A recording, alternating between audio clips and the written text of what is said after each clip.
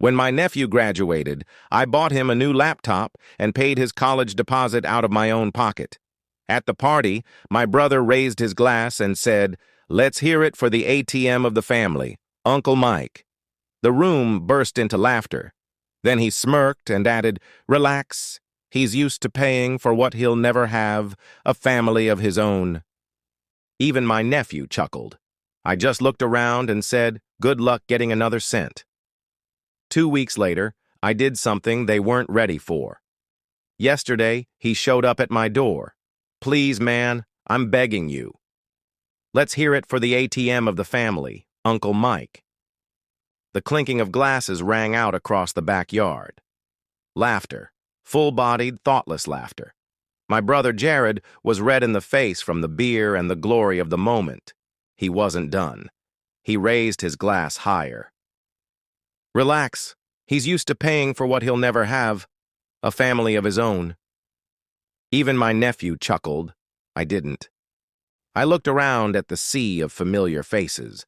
My sister-in-law, Beth, hiding a smile behind her wine glass, my mother awkwardly shifting her gaze, even my goddamn nephew with the brand-new laptop I paid for and the college deposit I covered. I didn't say much, just held up my beer and muttered, "Good luck getting another cent."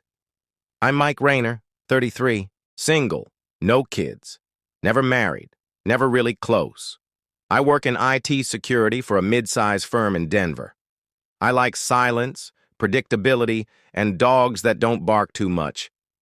I've always been dependable, quiet, the helper, the guy who will step in when the fridge breaks or someone needs rent covered, just until Friday.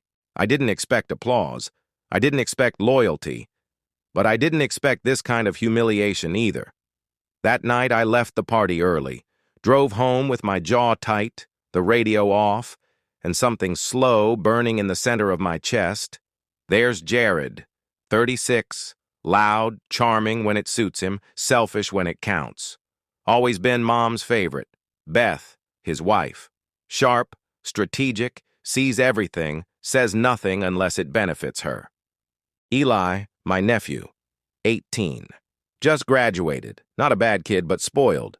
Told me last Christmas that family is just obligation in disguise. And then there's Mom, Ann Rayner, Catholic guilt and cold casseroles. She says she raised us right, but I only remember her size. She always treated Jared's kids like golden tickets and me like an old receipt. After the party, silence. No calls, no texts, just digital silence from the people I had supported for years. Until I got an email. A real estate loan notice. My name was on it. Co-signer. $312,000. Jared had used my name. Again, I checked. It was real. He'd forged my digital signature and used documents I once shared with him to apply. He had no remorse, just audacity. When I confronted him, he said, "It's not like you were using your credit, and I am family." I didn't yell. I didn't threaten. I just stared at him and said, "You made a choice. So did I." He laughed in my face. "What are you gonna do, Mike? Post about it on Reddit?" I left, calm, because storms don't scream. They arrive when it's already too late. 3 years ago, Jared cheated on Beth. He confessed to me drunk at a Rockies game. He even laughed about it, said Beth would never leave because she married up. He cried later, said he hated himself. I recorded the conversation, not on purpose. I had been testing a new encrypted voice app for work. The audio saved automatically. I never deleted it. I also had records, bank transfers from Jared's secret account, a name I didn't recognize. C. Maddox.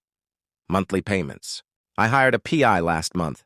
C. Maddox was Carly, the 22-year-old barista from his gym, and she was pregnant. I created an anonymous email, sent the voice memo and financial records to Beth. Another copy went to Mom, and a third to Eli, with a note. "This is who raised you. You deserve the truth."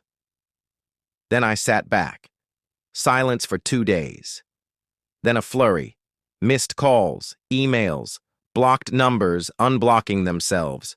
Beth moved out, took the car, took Eli, Mom had a panic attack, texted me 14 times in a row. Jared! He showed up at my apartment last night, eyes bloodshot, fists clenched, voice shaking. Please, man, I'm begging you, fix this. I opened the door halfway. You didn't come here to apologize, Jared. You came here to undo what you did. He started crying, full, guttural sobs. You ruined my life. I didn't flinch. No, you did that. I just stopped covering it up. He collapsed onto the stairs outside my door. I didn't invite him in. I watched him cry like a child, a man who had always believed the world owed him immunity. You want forgiveness? I said. Try being the one who writes the check next time. 2 weeks passed, Beth called, just once. Thank you. That was all she said. Eli sent me a message on Instagram. I didn't know I'm sorry for laughing. I replied, You were a kid. Kids grow. Mom didn't speak to me. She sent a forwarded prayer chain about family division and healing through humility. I left it on read. I walked my dog, started going to therapy again, bought myself a new laptop. No one else's initials would touch this one. Yesterday, I saw Jared at the grocery store. He looked thinner, tired, humbled. He nodded once. I nodded back. He didn't ask for help. I wouldn't have offered, but something in his eyes looked human. Maybe pain does that. I'm not angry anymore. I don't need to be. I didn't burn the bridge. I just stopped watering it alone, and somehow that was enough.